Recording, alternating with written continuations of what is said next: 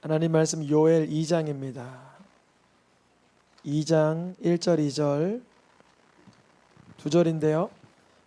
나눠서 읽으면 좋겠습니다. 제가 앞부분 읽겠습니다.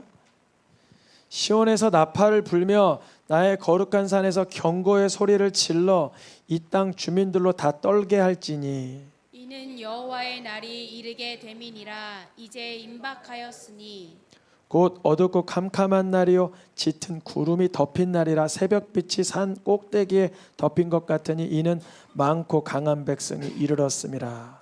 이와 같은 것이 옛날에도 없었고 이후에도 대대에 없으리로다. 아멘. 여호와의 날이라는 주제를 갖고 있는 요엘 선지서 강해를 지난주부터 시작해서 아마 다음 주 정도만 마칠 것 같습니다. 3장밖에 없어서 말이죠. 우리가 요엘 선지서 하면 가장 잘 알고 있는 말씀이 그 오순절 마가다락방에서 성령 충만함을 받고 사람들이 오해하고 저거 대낮에 술 취한 거 아니야? 그러니까 베드로가 여호와의 크고 두려운 날이 이르기 전에 주님께서 하나님의 영을 만민에게 부어주리니 그 사건이 바로 오늘의 사건이다. 하나님께서 이들에게 하나님의 영을 부어주신 것이다. 이 요엘 선지서의 말씀을 인용하는 것이죠.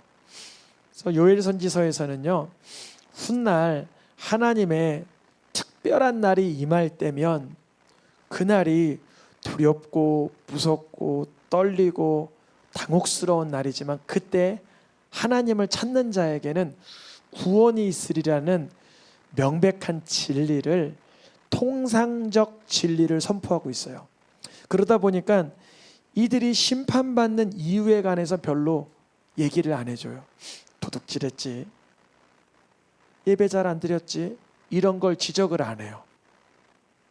보통 우리가 에스겔 선지서나 호세아 선지서 다룰 때 보면 죄의 목록들이 막 등장하잖아요. 너희들이 가난한 자의 것을 갈취했다, 하나님의 것을 온전히 드리지 못했다, 예배 드리지 않았다, 하나님을 이런 수많은 죄의 목록들이 있는데 요엘 선지서에는 죄의 목록보다는 하나님이 심판하는 그 날에 당혹스러움과 두려움과 떨림 그 자체에 집중하고 있어요. 그러니까 어느 시대에 이 말씀이 적혔는지 아무도 모른다 그랬죠. 오래전에 적혔다고 생각하는 분은 2800년 전에 적혔다고 생각을 하고, 그래도 그거보다는 좀 더 시간이 지나서 적혔다고 생각해서는 2500년 전에 적혔다고 하니까 요엘 선지자의 활약한 시대는 300년 정도가 차이가 나요. 다른 선지자는 그렇지 않거든요. 왜냐면 요시야 왕 때다, 히스기야 왕 때다, 이렇게 그 왕과 함께 선지자가 활동하기 때문에 엘리야가 먼저고 엘리사가 뒤고 그 뒤에 이어서 선지서들이 하나하나 차곡차곡 순서를 배열할 수 있는데 요엘은 그러지 못했다. 그런 얘기를 지난주에 했습니다. 요엘 선지서에서 1장에서 등장한 곤충이 하나 있었는데 기억나세요? 메뚜기였어요. 오늘 그 메뚜기 얘기가 이제 실제로 역사상에서 어떻게 등장하는지를 한 번 더 말씀하십니다. 이야기 듣다 보면 깨닫게 되고요. 왜 메뚜기가 보내줬는가 지난주 말씀드렸는데 한 주 지나면 우리가 잊어버리잖아요. 저도 잊어버리니까요. 왜 메뚜기가 이들에게 이렇게 들이닥치는 것처럼 아픔이 연속적으로 발생하는가? 그 이유는 자녀에게 믿음을 전수하라고 했어요. 누구에게요? 자녀에게. 여러분, 저는 지금까지 이제 10년 이상을 자녀를 3명을 양육해봤지만 가장 심혈을 기울이는 건 저는 자녀의 믿음 양육입니다. 우리 아이들도 그거 인정할 거예요. 왜냐하면 아빠가 다른 걸로 밤을 새진 않지만 신앙적인 질문이나 믿음적인 고뇌를 할 땐 그거를 꼭 같이 해주려고 애를 써요. 같은 눈높이에서 말이죠. 호통친다는 얘기가 아니라 같이 고민하고 같이 번민하고 같이 아파한다는 거예요. 이 아이들이 공부하는 거야, 돈 버는 거, 건강 유지하는 거야, 세상 모든 사람이 알고 있는 진리와 같잖아요. 건강하지 마. 그래도 얘는 뭘 위해 살아요? 건강하려고 애쓸 거예요. 공부하지 마. 그래도 사실은 공부할 거란 말이에요. 우리가 이제 잘 몰라서 그러는데 공부하라 그래도 사실 잘 안 해요. 근데 사실 가만 두고 기도하면 더 잘할 수도 있어요. 표현이 그렇지만 이 아이들의 신앙 전수가 사실 제일 중요한 거예요. 이거를 언제 깨닫냐면 한 50 지나서 깨달으면 늦을 수도 있어요. 근데 그때도 주님을 부르짖으면 주님이 일하시겠죠. 기적으로. 저는 지금 아이들이 제 애들이 어리긴 하지만 이런 얘기를 너 8살 9살에게 너 중학교 갈 때를 지금 준비해라 그랬어요. 8살 9살짜리한테. 근데 이제 중학교 갈 때가 된 거예요. 근데 얘가 그때 말했던 게 그대로 기억난대요. 그때 아빠가 왜 2학년 3학년밖에 안 된 나에게 그 얘기를 했는지 이제 알겠대요. 그 시간이 쑥 지나서 지금 코앞에 닥친 일 같다는 거예요. 그래서 그렇지, 그게 인생이니까 늘 그런 관점으로 앞날을, 훗날을, 여호와의 날을, 하나님이 일하실 때를 바라보며 계속 기도하며 준비해야 된다. 그럼 하나님이 붙여주신다. 이 자녀 신앙 전수가 안 돼서 뭐가 등장했다고요? 메뚜기가 등장하고 느치가 등장하고 팥중이가 등장하고 막 그랬었어요. 예화로 든 게 모세 시대 때 너희들만 가서 예배드려라 그랬는데 모세가 애들도 다 데리고 가야 됩니다. 그러니까 그러면 썩 내 앞에서 사라져. 그러니까 하나님이 재앙을 8번째 재앙으로 뭐 보내셨다고요? 메뚜기를 보내셨다 그랬어요. 그래서 이 요엘 선지자가 이 신앙 전수에 관해서 성실히 하라 얘기했던 게 1장 말씀인데요. 이제 2장에 들어와서 오늘 2장이죠. 그 메뚜기 떼가 들이닥치는 날을 여호와의 날, 심판의 날로 보는데 그 날은 어떤 날이냐면 오늘 2장 1절 이렇게 읽었죠. 주민들로 떨게 해라. 여호와의 날에 그 배경적인 분위기는 항상 떨고 어둡고 무섭고 긴장되는 상황이 연출이 돼요. 그런데 신기한 건 뭐냐면 이 여호와의 날 이 주민들이 떨게 하는 그 내용이 2절부터 10절까지 내용을 읽으면 전쟁 난 거예요. 불꽃, 기병, 말, 병거 소리, 강한 군대, 용사, 무사 다 무슨 내용이에요? 전쟁 난 거예요. 여러분 2장 3절부터 10절까지는 안 읽었어요. 근데 그 내용은 전쟁 난 거다 이렇게 써놓으면 돼요. 전쟁 난 상황이다. 근데 누가 들이닥치는 전쟁이냐면 11절 너무 놀랍죠? 읽어보겠습니다. 여호와께서 그의 군대 앞에서 소리를 지르시고 상대방 적군 원수 국가의 수장이 누구예요? 여호와 하나님인 거예요. 이거 어떻게 하면 좋아요? 하나님이 지금 내 편이 아닌 거예요. 이거를 요엘서에서 말하고 있는 거. 이건 엄청 무서운 상황인 거예요. 항상 전쟁은 여호와께 속했다고 하고 우리 좋아했잖아요. 근데 요엘서 2장 11절에 여호와께서 그의 군대 앞에서 소리를 지르시고 공격하오는 대상의 상대 원수 국가의 진영의 리더십이 예수님인 거예요. 그 여호와의 날 다시 똑같이 말하죠. 두렵도다. 당할 자 누구랴. 여호와의 날은 심판의 날인데 당할 자가 누구냐. 그 앞에서 인도하시고 지휘 진두하시는 분이 누구예요? 여호와 하나님.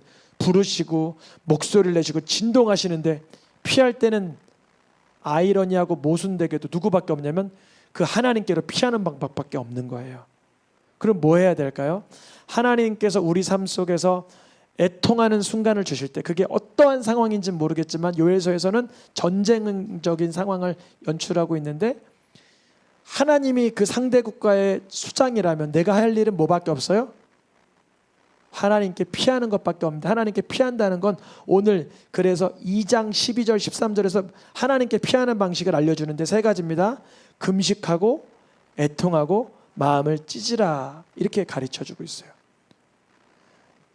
여호와의 날은 무섭고 떨리는 심판의 날인데 상대 국가의 원수 진영의 수장이 하나님이시라면 내가 할 일은 그 앞에 금식하며 애통하며 마음을 찢고 그 하나님께로 돌아가는 방법밖에 없는 거예요. 그래서 요엘 선지자는 이 전쟁통에 무기를 만들라 대비하라 이런 권면을 하지 않고 뭘 요청해요? 거룩한 금식일을 정하라. 그럼 금식은 하나님이 마음을 우리 편으로 내가 회복될 수 있도록 우리를 불쌍히 여겨주는 지름길 중에 하나예요. 물론 그렇게 금식해놓고 다른 사람을 종잡고 억누르면 하나님이 안 기뻐하는 금식이지만, 금식을 통해, 거룩한 금식을 통해, 성회를 통해 하나님 앞에 진정으로 금식하고 애통하고 마음을 찢으면 이제 이 전쟁의 수장이신 주님께서 내 편이 되시는 거예요. 아주 급 반전이죠. 이 요엘서가 그렇게 적어 있어요. 엄청난 반전으로. 요엘서 2장 18절 읽어보겠습니다. 색깔로 표시된 것만. 극진히 사랑할 것이며 불쌍히 여길. 갑자기 분위기가 반전됐잖아요.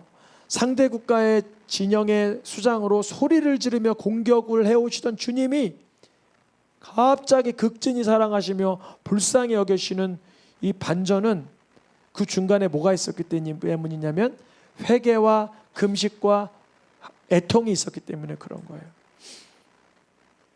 이제 할 일이 뭐밖에 없냐면 2장 23절에 기뻐하며 즐거워할 일밖에 없다는 거죠. 아무리 고통스럽고 억척스러운 상황이 연출되더라도 하나님이 내게 왜 그러시나, 하나님이 나를 왜 공격하시나 할지라도 그분께 피하라는 거예요. 성경이 말해주고 있는 창세기부터 계시록까지의 유일한 진리는 하나님께 피하라는 거예요. 그리고 그분께 피하는 방식은 회개와 애통과 부르짖음과 금식이라는 거죠. 그러면 이제 어떻게 되나? 우리가 이 전쟁통을 무슨 곤충에 비유했어요? 메뚜기. 메뚜기가 몇 번 등장했죠?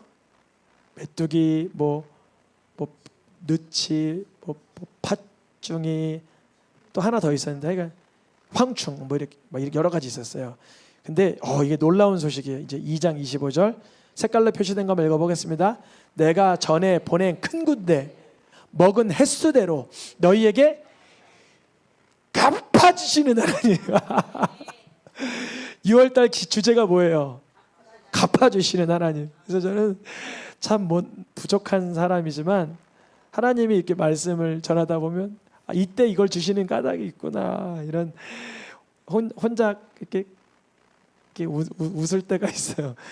이거 정도가 저에게 위로예요. 이거 정도가. 목회자에게 뭐가 위로예요? 사업가에게 뭐가 위로예요? 뭐 식당 하시는 분은 고객이 저 맛있게 먹었어요, 감사합니다, 그런 게 있는데, 저는 말씀 준비하다가 주님이 스케줄대로 인도하시는구나. 내가 전엔 큰 분대. 그러니까 하나님은 메뚜기 왜 보낸 거예요? 왜 망하게 한 거예요? 느치 왜 보낸 거예요? 황충 왜 보낸 거예요? 밭중이 왜 보낸 거예요? 하나님이 왜 상대국가 진영에서 왜 소리를 지르며 나를 대항하셨어요? 내가 하나님 편으로 돌이키기 위해서, 그리고 갚아주시기 위해서. 와, 얼마나 갚아주실지. 네 번 먹혔으니까 엄청. 오늘날 보면 이스라엘을 모르겠어요. 사실 이스라엘 미워하는 분들도 있는데 새생명교회 성도님들은 이스라엘에 대한 깨달음이 있기 때문에 이스라엘을 깨달아서 구원받는다는 거 아닙니다. 그건 이단이에요. 이스라엘 깨달으면 구원, 이거는 이단이에요. 그건 이단인데, 예수님을 그리스도로 믿으면 구원인데 그거는 영적 그리스도인이라 그랬죠. 영적 그리스도인. 그럼 구원 받아요. 성품이 변화되는 걸 인격적 그리스도인이라 그랬어요. 성품도 변화되는데 역사적 인식까지 생겼어요. 그걸 바로 역사적 그리스도인이 되는데, 새생명교회 성도님들은 성품이 변화되길 원합니다. 예수님을 만나기 원합니다. 그리고 역사 가운데 하나님의 섭리와 절대주권과 운영하심과 경영을 보기 원합니다. 그 이스라엘이 오늘날 보면 바벨론도 먹었었고 애굽도 먹었었고 어디죠? 여러 헬라 다 한 번씩 건드려 놨는데 그 나라들은 그 형체가 없어요. 여러분 이란 가보시면 얼마나 어렵게 사는지, 그 위쪽에 시리아 가보면 얼마나 어렵게 사는지, 레바논 얼마나 어렵게 사는지 우리 신권사님이 증인이잖아요. 갔다 오셨잖아요. 거기 많이 난민들, 나라의 상황, 지진, 내전, 온갖 그 무슬림들의 잘못된 사상과 가치관으로 여자들은 정말 사람 살 때가 못 될 정도, 공부를 못 한대잖아요. 학교를 못 가게 한대잖아요. 이거를 뭐라 그러죠? 못 벗는데, 먹으면 찔린대잖아요. 그런 나라가 됐고, 이스라엘은 너무 잘 살다 보니까 오히려 요즘 동성애다, 성윤리다 이런 게 다 막 파괴되긴 했지만, 그럼에도 불구하고 전 세계를 운영하는 수많은 이번에 수련회 때 또 이스라엘 특강 항상 하잖아요. 우리가 요나 선교사님께 그런 부분을 좀 부탁하려고요. 유대인들을 어떻게 바라봐야 되나, 이스라엘에 대한 역사적 인식을 어떻게 가져야 되나, 이걸 좀 부탁드리려고 하는데, 메뚜기와 늑치와 황충과 팥중이가 먹은 횟수대로 이스라엘에게 다 갚아주시고 계세요. 엄청나게 갚아주고 계시죠. 그 우리나라 강원도 땅보다도 작은 나라, 강원도 땅만 할 거예요. 강원도 땅 사이즈 아시죠, 여러분? 이스라엘이 딱 고만해요. 고만한 나라에서 엄청난 영향력을 발휘하고 있죠. 갚아주리라. 주님께서 우리 삶에 그러니까 난관을 주시는 까닭은 내가 하나님 편에 바짝 붙어서게 하기 위한 하나님의 작전이라는 거예요.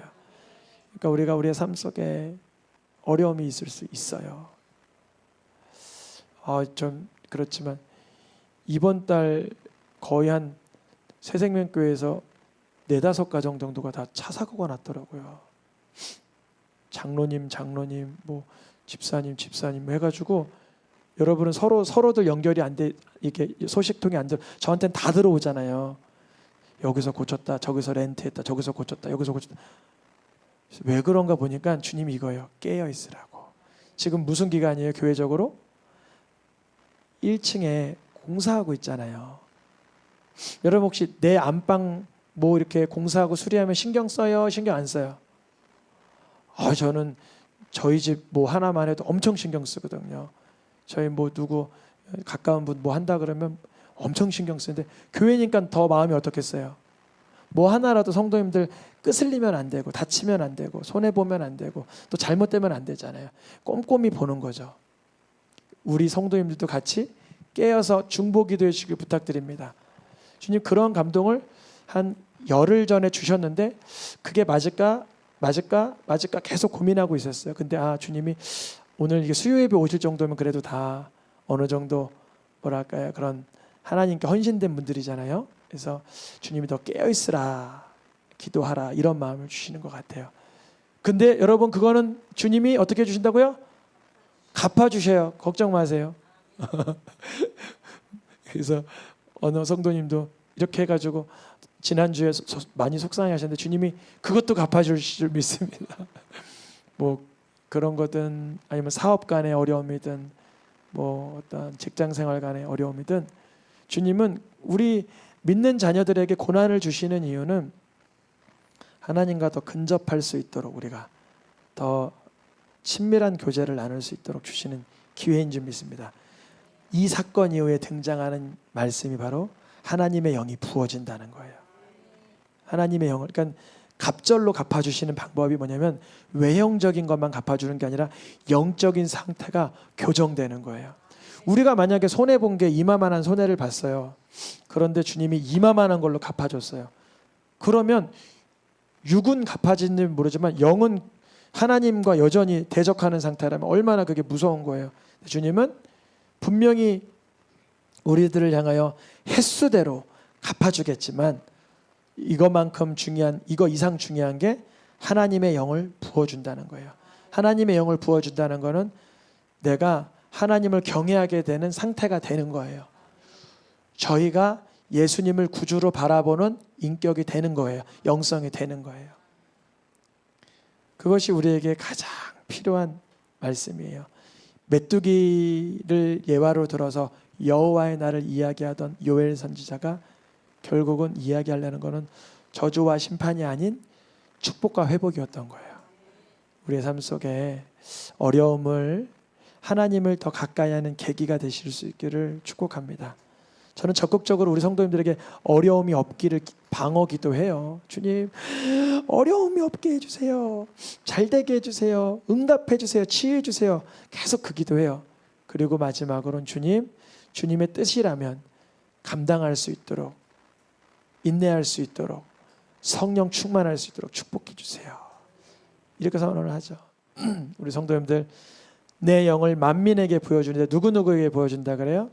너희 자녀들에게, 너희 늙은이들에게, 너희 젊은이들에게, 모든 대상들에게 주님은 성령을 부어신다고 약속하셨어요. 그 장면이 오순절 마가다락방의 사건이다 베드로가 선언한 거예요. 내 영을 남종과 여종에게 부어주리니 그러셨어요. 우리 새생명 모든 성도님들 가운데 하나님께서 갚아주시고 성령을 부어주시는 축복이 임하기를 선포합니다. 우리 찬양하며 함께 기도하겠습니다.